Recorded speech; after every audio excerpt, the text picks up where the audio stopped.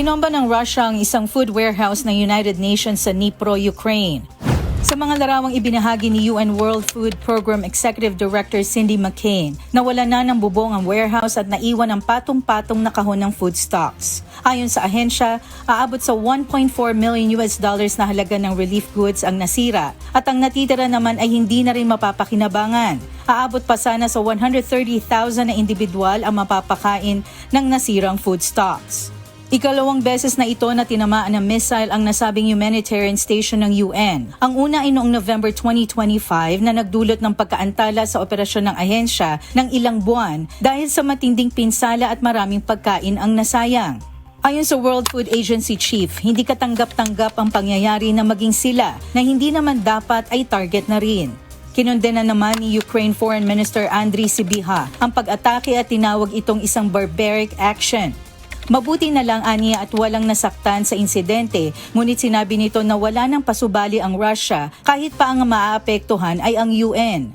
Nanawagan ng opisyal kay UN Secretary General Antonio Gutierrez na gawin ang lahat upang mapatigil ang Russia sa pag-atake sa mga humanitarian missions. Nagpahayag rin ng pagkondena ang nasa 49 na bansa sa pag-atake ng Russia. Nanawagan ng mga ito ng agarang ceasefire at pagpapabalik ng mga inarestong Ukrainian, kabilang na ang mga bata.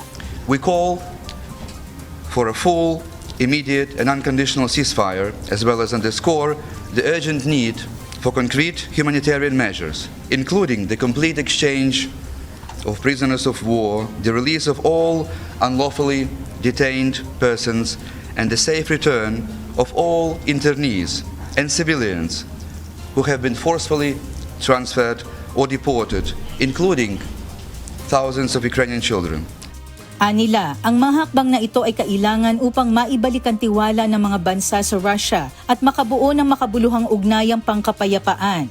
Binigyan diin ng grupo ng mga bansa na malaking paglabag sa international law.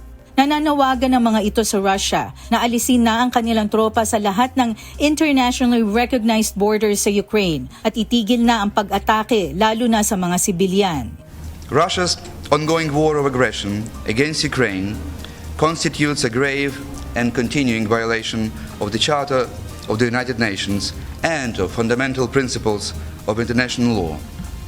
We reiterate our demand that the Russian Federation immediately cease its war of aggression and ensure the full, immediate and unconditional withdrawal of all its forces and military equipment from the entire territory of Ukraine within its internationally recognized borders.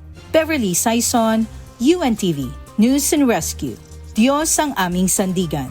Serbisyo publiko ang aming pinahalagahan.